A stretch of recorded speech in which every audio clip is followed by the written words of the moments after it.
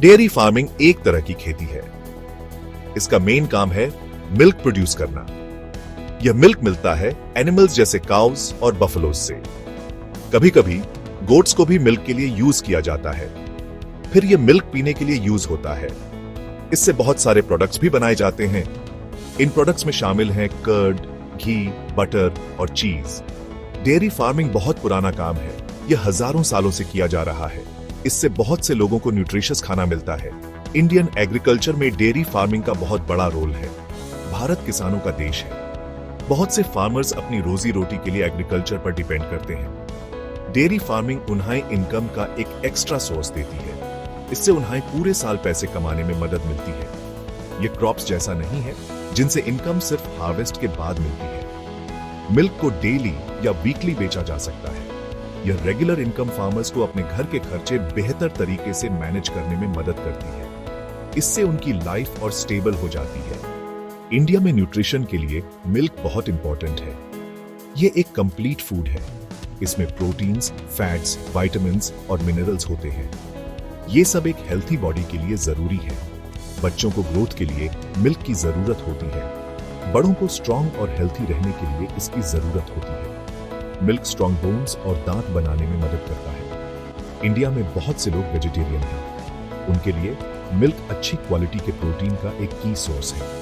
यह लाखों लोगों के लिए फूड सिक्योरिटी इंश्योर करने में मदद करता है। भारत को दुनिया का सबसे बड़ा मिल्क प्रोड्यूसर होने पर गर्व है। यह हमारे देश के लिए एक बड़ी अचीवमेंट है। हमारे डेयरी फार्मर्स बहुत मेहनत करते हैं। उन्होंने ही इसे पॉसिबल बनाया है। डेयरी सेक्टर इंडिया की इकोनॉमी में सिग्निफिकेंटली कंट्रीब्यूट करता है।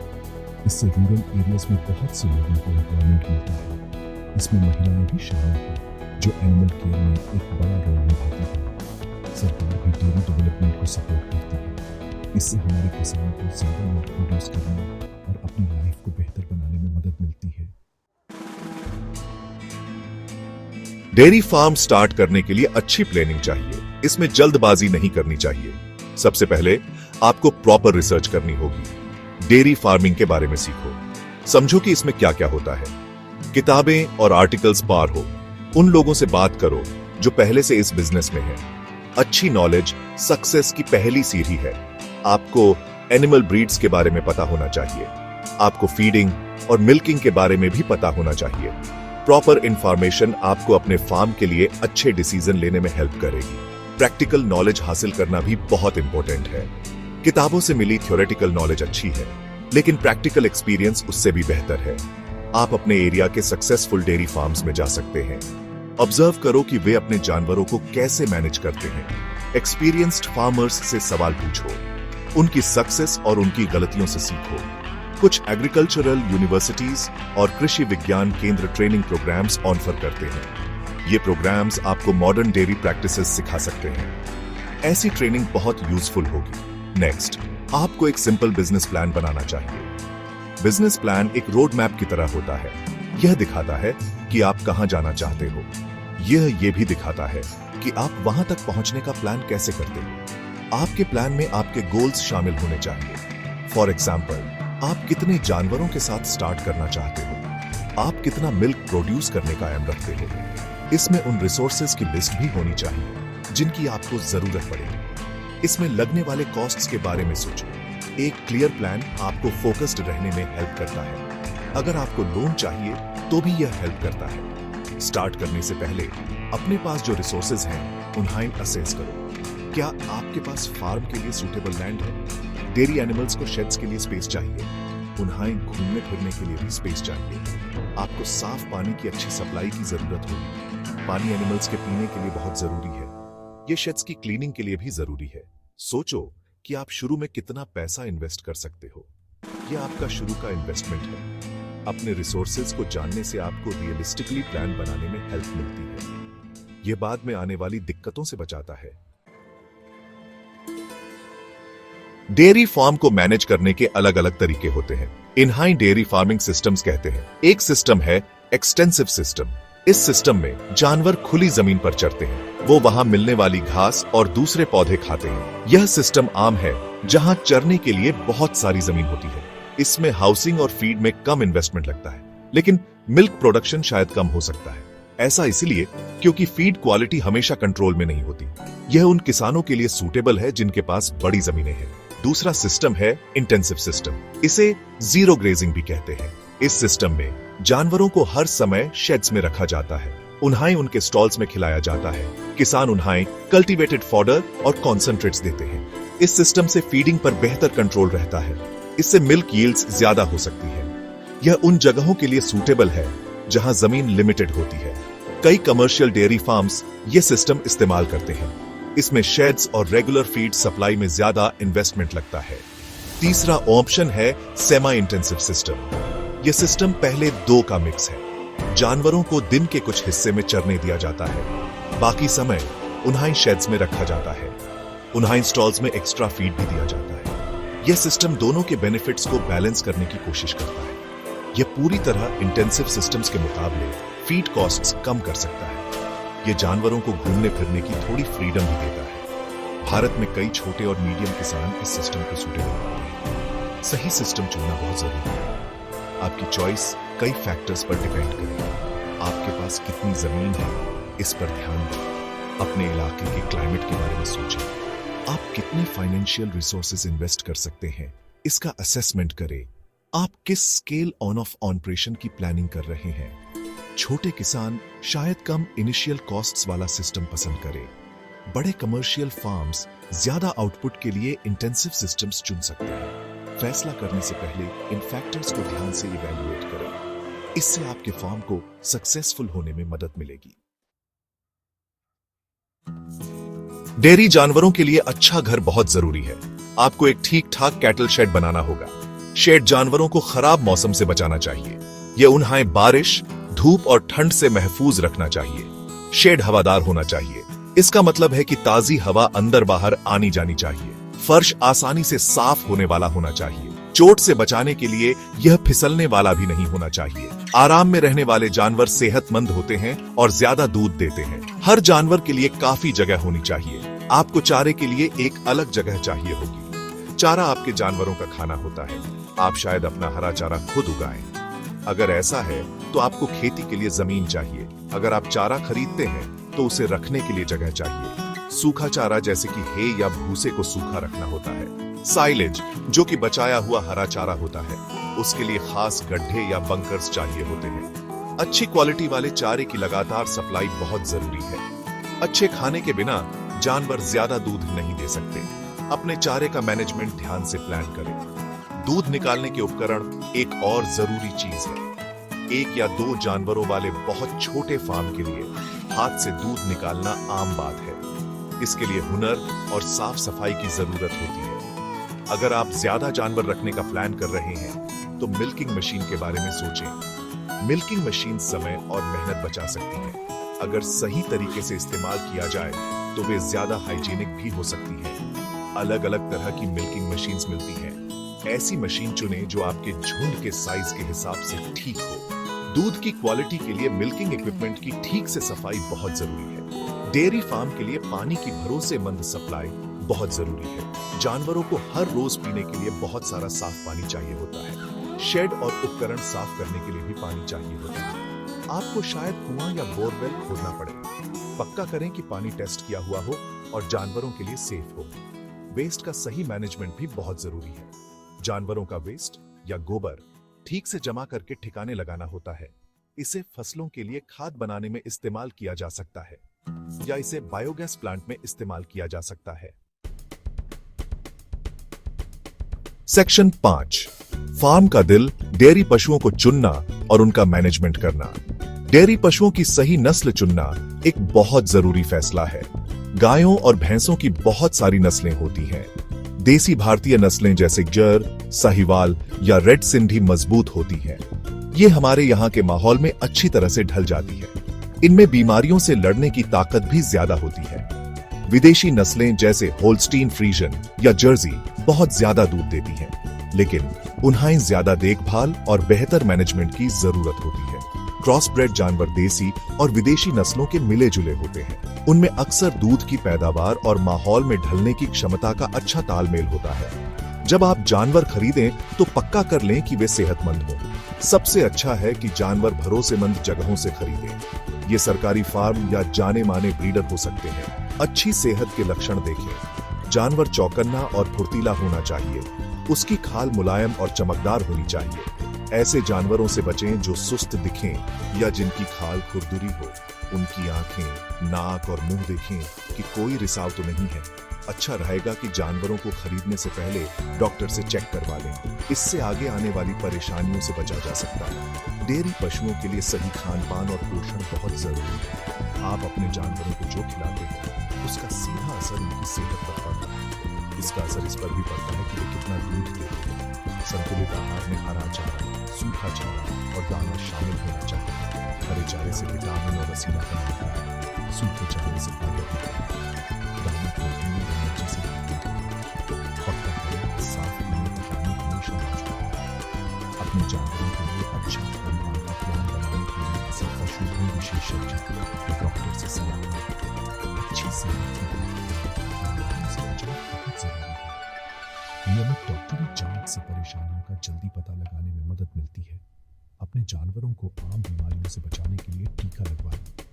यह एक बहुत जरूरी बचाव का उपाय है। जानवरों के पैरों को साफ सुथरा रखें। इससे इन्फेक्शन से बचने में मदद मिलती है। किसी भी बीमार जानवर को तुरंत अलग करें ताकि बीमारियां फैलने से रोकें। अपने जानवरों को नियमित रूप से कीड़े लगने की दवाई दें, जैसे डॉक्टर सलाह दें। सेहतमंद जानवर ही ज्यादा फायदेमंद होते हैं। उनकी अच्छी देखभाल करना एक तरह का इन्वेस्टमेंट है। सेक्शन 6, खर्चों का हिसाब, शुरुआती लागत और रोजाना के खर्चे। डेयरी फार्म शुरू करने में कुछ शुरुआती लागत लगती है। ये वो पैसा है जो आपको शुरुआत में खर्च करना पड़ता है। अगर आपकी अपनी जमीन नहीं है तो आपको शायद खरीदनी पड़े या लीज पर लेनी पड़े। जानवरों के लिए शेड बनाने में भी पैसा लगेगा। खर्चा शेड के साइज और टाइप पर डिपेंड करेगा। आपको दूध देने वाले जानवर खरीदने पड़ेंगे।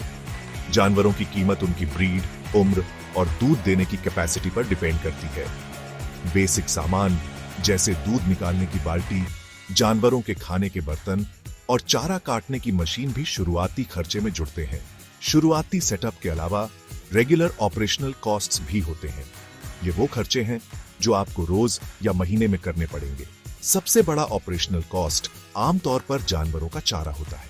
इसमें हरा चारा, सूखा चारा और कॉन्सेंट्रेट फीड शामिल है। अगर आप मदद के लिए लोग रखते हैं तो लेबर कॉस्ट्स भी एक बड़ा खर्चा है।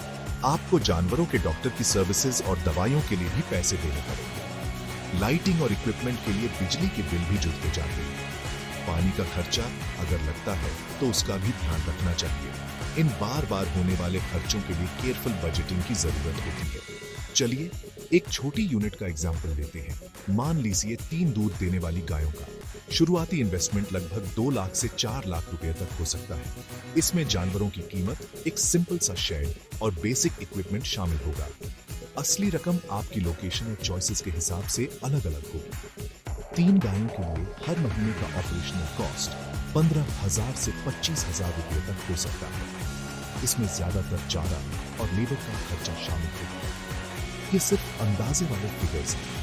आपको अपनी स्पेसिफिक सिचुएशन के लिए एक डिटेल्ड कॉस्ट एस्टिमेट तैयार करना चाहिए। फाइनेंस का इंतजाम करना एक इंपॉर्टेंट स्टेप है। आप शुरू करने के लिए अपनी पर्सनल सेविंग्स का इस्तेमाल कर सकते हैं। कई बैंक्स डेयरी फार्मिंग के लिए लोन देते हैं। National bank for agriculture and rural development यानी नाबार्ड डेयरी स्कीम्स को सपोर्ट करता है। इसके अलावा कई तरह की सरकारी सब्सिडीज और स्कीम्स भी अवेलेबल है। इन स्कीम्स का मकसद डेयरी फार्मिंग को बढ़ावा देना है। ये आपके शुरुआती फाइनेंशियल बोझ को कम करने में मदद कर सकती है। इन ऑप्शंस पर रिसर्च करें और जो आपके लिए सबसे बेस्ट हो उसे चुनें।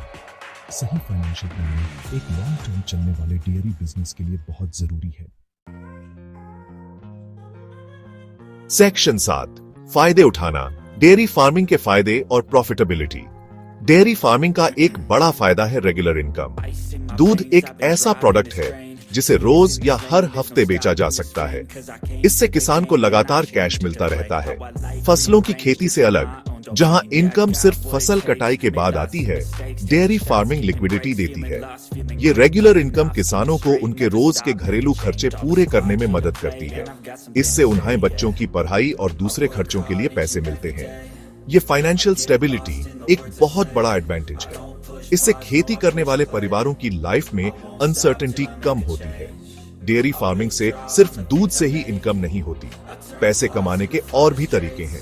गोबर या काऊ डंग एक कीमती बाय प्रोडक्ट है। इसे फसलों के लिए ऑर्गेनिक खाद की तरह यूज किया जा सकता है। इससे केमिकल फर्टिलाइजर्स की जरूरत कम हो सकती है। बहुत से किसान बचा हुआ गोबर दूसरों को बेचते हैं। नर बछड़े या बूढ़े जानवर बेचने से भी एक्स्ट्रा पैसे मिल सकते हैं। कुछ किसान दूध को प्रोसेस करके घी या पनीर जैसे वैल्यू एडेड प्रोडक्ट्स भी बनाते हैं। इससे मार्केट में ज्यादा दाम मिल सकते हैं। डेयरी फार्मिंग में प्रॉफिट की गुंजाइश काफी अच्छी हो सकती है, लेकिन प्रॉफिटेबिलिटी कई बातों पर डिपेंड करती है। अच्छा मैनेजमेंट बहुत जरूरी है। अगर आप अपने जानवरों का अच्छे से ख्याल रखते हैं तो वे हेल्थी और प्रोडक्टिव रहेंगे। चारे का खर्चा कंट्रोल में रखना इंपॉर्टेंट है। अपने दूध का सही दाम मिलना भी बहुत जरूरी है। आपका काम कितने बड़े स्केल पर है, यह भी मैटर करता है। बड़े और वेल मैनेज्ड फार्म्स को अक्सर इकोनॉमीज ऑफ स्केल का फायदा होता है। ध्यान से प्लानिंग करने और मेहनत से डेयरी फार्मिंग एक प्रॉफिटेबल वेंचर बन सकता है। डेयरी फार्मिंग परिवार के न्यूट्रिशन में भी हेल्प करती है। घर पर ताजा दूध मिलना एक बड़ा बेनिफिट है। इससे किसान के परिवार को, खासकर बच्चों को, पौष्टिक खाना मिलता है। इससे उनकी हेल्थ और वेलबीइंग सुधरती है। डेयरी फार्मिंग से गांव के इलाकों में एम्प्लॉयमेंट अपॉर्चुनिटीज भी बनती है। इससे परिवार को और कम्युनिटी में दूसरों को भी जॉब्स मिल सकती है। इससे गांव की तलाश में शहरों की तरफ माइग्रेशन कम करने में मदद मिलती है। इससे गांव की इकोनॉमी मजबूत होती है। सेक्शन 8, मुश्किलों का सामना, डेयरी सेक्टर में चैलेंजेस और रिस्क्स।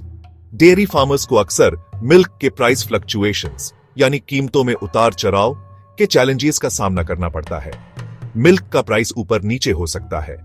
यह मार्केट की डिमांड और सप्लाई पर डिपेंड करता है। बिल्कुल वैसे ही एनिमल फीड का कॉस्ट भी बदल सकता है। कभी कभी फीड के प्राइसेस बहुत तेजी से भी आचर जाते हैं। इससे फार्मर का प्रॉफिट मार्जिन यानी मुनाफे का हिस्सा कम हो सकता है। इन प्राइस रिस्क्स को मैनेज करना एक बड़ा चैलेंज है। फार्मर्स को ऐसी सिचुएशंस के लिए तैयार रहना चाहिए।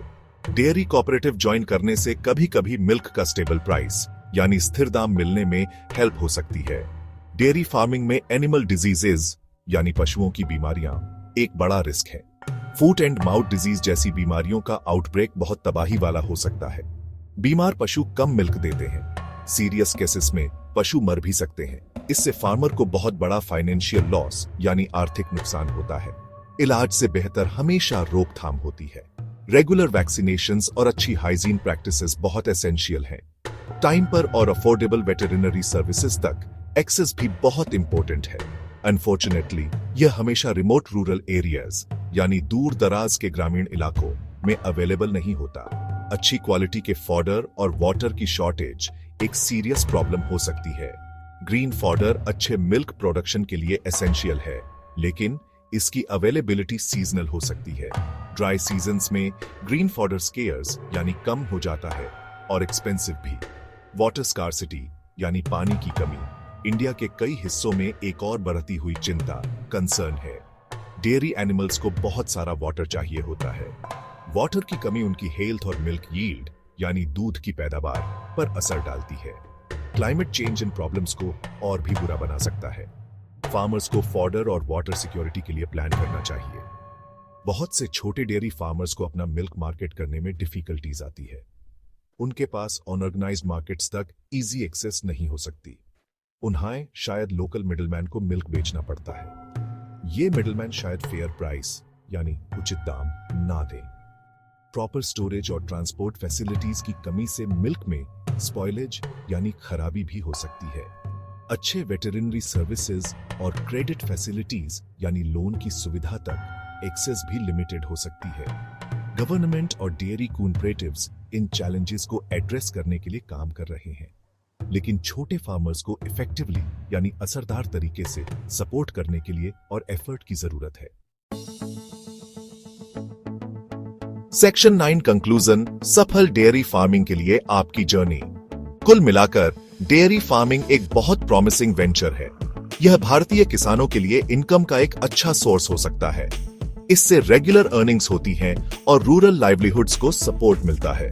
दूध हमारे देश के न्यूट्रिशन के लिए इंपॉर्टेंट है। इंडिया दूध प्रोडक्शन में एक लीडर है। यह हमारे डेयरी सेक्टर का पोटेंशियल दिखाता है। डेयरी फार्म शुरू करने में एफर्ट लगता है, लेकिन इसके रिवॉर्ड्स काफी सिग्निफिकेंट हो सकते हैं। यह देश भर में कई फार्मिंग फैमिलीज की लाइव्स को इंप्रूव कर सकता है। डेयरी फार्मिंग में सक्सीड होने के लिए केयरफुल प्लानिंग एसेंशियल है। आपको हार्ड वर्क करने के लिए भी विलिंग रहना होगा। कंटिन्यूअस लर्निंग भी बहुत इंपॉर्टेंट है। नई टेक्निक्स और प्रैक्टिसेस पर खुद को अपडेटेड रखें। डेयरी फार्मिंग एक डायनामिक फील्ड है।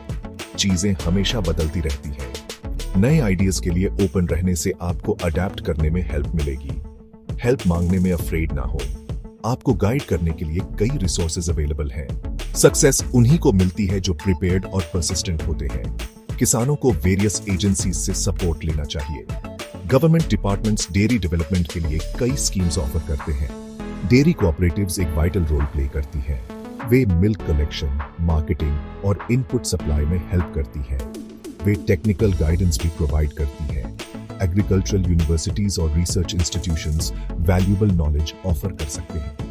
बैंक्स फाइनेंशियल असिस्टेंस प्रोवाइड कर सकते हैं। दूसरे डेयरी किसानों के साथ नेटवर्किंग भी बहुत हेल्पफुल हो सकती है। आप उनके एक्सपीरियंसेस से लर्न कर सकते हैं। इंडिया में डेयरी फार्मिंग का फ्यूचर ब्राइट दिखता है। दूध और दूध प्रोडक्ट्स की डिमांड बढ़ रही है। यह पॉपुलेशन ग्रोथ और राइजिंग इनकम्स की वजह से है।